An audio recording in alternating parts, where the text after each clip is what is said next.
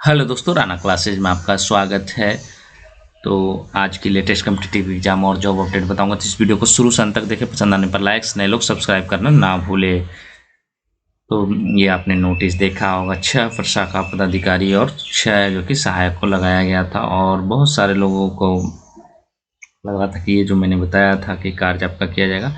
तो अभी जो कार्य चल रहा है, आपका रिजल्ट कोई जारी नहीं किया जाएगा, सीधे पोस्ट के साथ जारी किया जाएगा। और पूरी प्रक्रिया में जो कि इतना समय, आप सोच सकते हैं कि इतना समय क्यों लगेगा, क्योंकि एक एक चीज़ को अभी देखना है, पूरी प्रक्रिया है जो कि देखनी है। फिर से जो कि एक बार देखना है कि कौन कितना नंबर पर हो, किस पोस्ट में, इसके लिए जो कि ये ड्यूटी लगी है।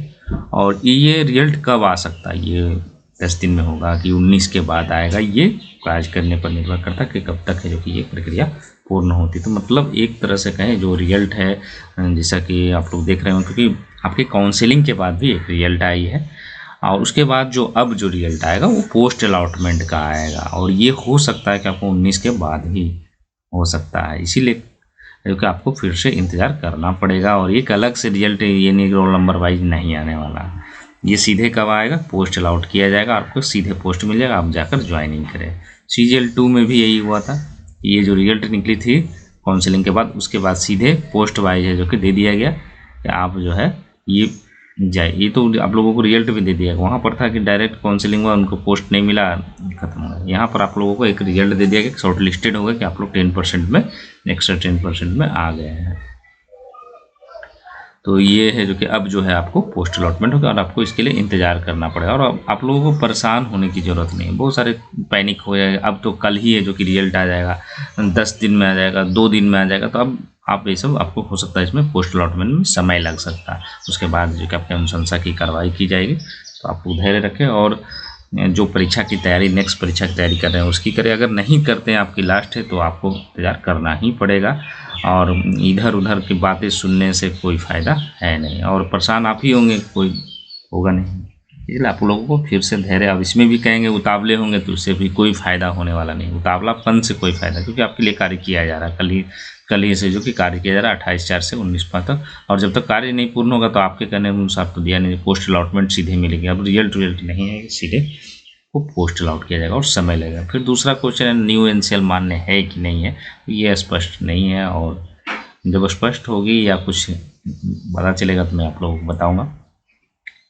तो मतलब एक चीज़ साफ है कि आपकी रिजल्ट जो है पोस्ट अलॉटमेंट आएगी। अगर मान लीजिए 15 दिन में कंप्लीट हो जाती तो हो सकता है मे बी 19 के पहले, नहीं तो 19 के बाद ही है, जो कि 19 मई के बाद आएगी।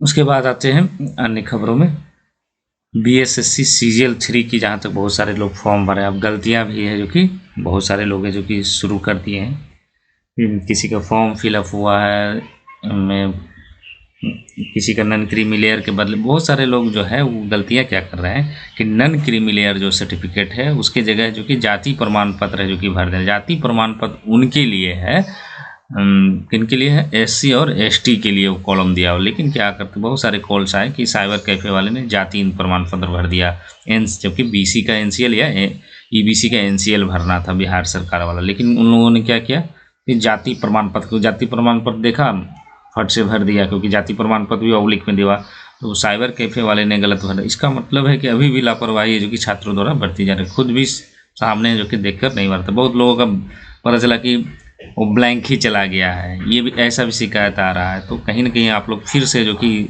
इतने सोशल मीडिया युग में रहने के बावजूद भी गलतियां कर रहे हैं, और इसको जो कि आप लोग गलतियां ना करें। बैकग्राउंड वाले में बहुत सारे लोग ब्लू बैकग्राउंड डाल दिए, उनका क्लियर हो जाएगा। लेकिन अगर आप जान रहे हैं कि आपको वाइट बैकग्राउंड देना है फोटो, तो फिर आप रंगीन पर क्यों लगे हुए हैं, फिर आपको परेशानी होगी। जो हो चुकी है उसे स्पष्ट पिक्चर, मकसद यही है, लेकिन फिर भी आप जानबूझकर गलतियां ना करें।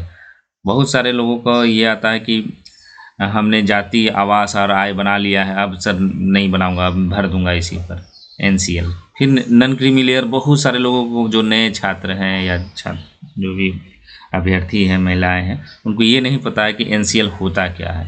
मतलब वो सोचते हैं जाति निवास बन गया है यही हो सकता है, नहीं, ये तीनों मिलकर एक फॉर्म, मतलब वो अलग से बिहार सरकार वाला भरना है।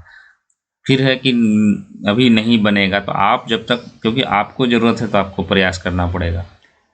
इतने दिनों के बाद आएगा। आप अगर नहीं भी प्रयास करेंगे तो हो सकता है 10 दिन में बने, लेकिन क्योंकि अभी बहुत सारे सर्टिफिकेट बन रहे हैं तो आपको प्रयास करना पड़ेगा। आपके 10 दिनों में भी आ सकते हैं, 15 दिनों में। आपकी ज़रूरत है तो आपको प्रयास करना पड़ेगा। आप घर बैठे बैठे सोचेंगे कि 10 दिन में ही हो जाएगा तो हो सकता है आपको मुश्किलें बढ़ सकती है आपको, और हो सकता है 10 दिन में 5 दिन में भी बन सकती है। अभी समय है आपको फॉर्म भरने का। इसलिए आप लोग है जो कि ओबीसी जो लोग बनाए हुए हैं, बहुत सारे लोग को मैं बार बार इसलिए करूँ कि ओबीसी मान्य है कि नहीं है ये बात नहीं है, लेकिन मेरा सजेशन यही है कि जब उसमें बीसी एनसीएल और ईबीसी एनसीएल लिखा हुआ रहा, आपके पास अगर समय है तो आप बीसी एनसीएल अगर बिहार सरकार वाला या ईबीसी एनसीएल बनवा लें। अगर नहीं बनता किसी कारण बस फिर भी लगता है कि माने ऐसा कहाँ लिखा हुआ मान, तब ओबीसी से भर दें या जनरल से भर दें, लेकिन आप कोशिश तो करें। तो ये है बहुत सारे अभी भी जो कि बीएसएससी सीजीएल 3 फॉर्म भरने में गड़बड़ियाँ हो रही है। बहुत सारे लोगों ने गलत डाटा भी भर दिया है। गलत डाटा भरने वालों को यही है कि आपको फिर काउंसलिंग में आपको शपथ पत्र देना पड़ेगा, बताना पड़ेगा कि हमसे गलतियाँ हुई हैं। उसके बाद आते हैं दूसरी खबरों पर। एसएससी ने 7301 पदों के लिए बहाली निकाली। सरकार की ओर से लंबे अंतराल के बाद कर्मचारी चयन आयोग ने वैकेंसी निकाली। आयोग ने नियुक्ति के लिए आवेदन प्रक्रिया जो कि शुरू कर दी है। और इधर कर्मचारी चयन आयोग ने मल्टीटास्किंग स्टाफ और हवलदार नियुक्ति परीक्षा 2021 पेपर 1 की तिथि घोषित कर दी। पेपर 2 का आयोजन 5 जुलाई से 2022 से जो कि तक किया जाएगा। एसएससी ने कहा कि एमटीएस पेपर 1 के आवेदन की प्रक्रिया चल रही है। 30 अप्रैल को आवेदन की अंतिम तिथि है। अब एमटीएस और हवलदार भर्ती के जरिए दोनों पदों पर कुल 7301 रिक्तियाँ जो कि भर जाएगी। एसएससी ने कहा कि परीक्षा की तिथि प्रस्तावित है और कोविड-19 महामारी की तत्कालीन परिस्थितियों के सदस्यों में बदलाव जो कि संभव है। और एमटीएस हवलदार है जो 30 अप्रैल जो कि अंतिम तिथि है। 10वीं पास है जो कि आवेदन इसमें कर सकते हैं। ज़्यादा अंक पाने वाले आरक्षित वर्ग के अभ्यर्थी समान सीट के हकदार। सुप्रीम कोर्ट ने गुरुवार को कहा कि नियुक्त किए गए समान वर्ग के अंतिम अभ्यर्थी से ज़्यादा अंक पाने अन्य पिछड़ा वर्ग के अभ्यर्थियों को समान श्रेणी में समायोजित करने की जरूरत है। ओबीसी अभ्यर्थियों की नियुक्ति को आरक्षित वर्ग के तहत सीटों में नहीं माना जा सकता। जिस शीर्ष अदालत ने कहा कि सामान्य श्रेणी को उनकी नियुक्ति पर विचार करने वाले आरक्षित सीटों को अन्य श्रेष्ठ आरक्षित के उम्मीदवारों से भरा जाना आवश्यक है। और पीठ ने कहा कि ओबीसी श्रेणी से है उन्हें समान श्रेणी में सम्मानित किए जाने की आवश्यकता। मतलब यही सवाल है कि जैसा कि एकदम सिंपल है कि आपका मार्क्स जो है वो जनरल कट ऑफ से ज़्यादा आ गया तो किन की सीटों का जाएगा, तो वो जनरल की सीटों का जाएगा।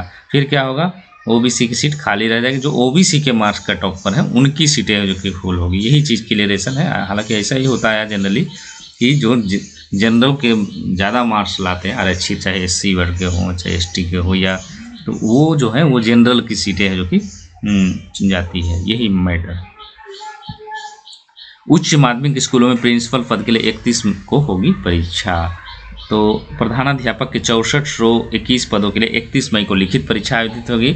और ये जो परीक्षा नियंत्रक हैं अमरिंदर कुमार ने बताया 15,000 से अधिक शिक्षकों ने आवेदन किया। परीक्षा की तैयारी चल रही है। प्रशासनिक कार्यों से जो कि संभव है परिवर्तन। केचक की मुख्य परीक्षा भी लिखित परीक्षा के लिए 26 मई तक आवेदन है। और मुख्य तिथि के लिए ऑनलाइन आवेदन की तिथि घोषित कर दिया गया है। 4 मई से जो कि आपका ऑनलाइन होगा। जून के अंतिम सप्ताह में है जो कि लिखित परीक्षा संभावित है। 26 मई तक है जो कि अभ्यर्थी है जो कि आवेदन कर सकते हैं। और कागजात जो है स्पीड पोस्ट के माध्यम से जून 2022 की शाम 5 बजे तक भेज सकते हैं। जून जुलाई में होगी सहायक अभियंता की परीक्षा। ये भी तिथि है जो कि घोषित कर दिया गया है। सहायक अभियंता सैनिक नगर विकास आवास विभाग का अधीन सैनिक आंतरिक विद्युत सहायक अभियंता की लिखित परीक्षा घोषित कर दे। सैनिक परीक्षा 12 एवं 13 जून को है। और पूर्व में जो कि और परीक्षा जो है आपको 12 जबकि सहायक अभियंता असैनिक यांत्रिक और विद्युत का 2 और 3 जुलाई को है। विस्तृत परीक्षा कार्यक्रम है जो कि जल्द जारी किया जाएगा। यही दिया हुआ। अंकेक्षक का जो कि 4 मई से आवेदन करें। उर्दू अनुवादक का जो कि बीएसएससी 12 से 14 मई तक दूसरी काउंसिलिंग है जो कि आयोजित करेगा। हर दिन 2 पालियों में करेगा और हर पाली में 60 कुल 308 अभ्यर्थियों को बुलाया गया। हर दिन अनुक्रमांक काउंसिलिंग शेड्यूल बीएसएससी ने गुरुवार को वेबसाइट पर जारी कर दिया। और खान निरीक्षक का परीक्षा का एडमिट कार्ड भी जो है कि आप डाउनलोड कर सकते हैं।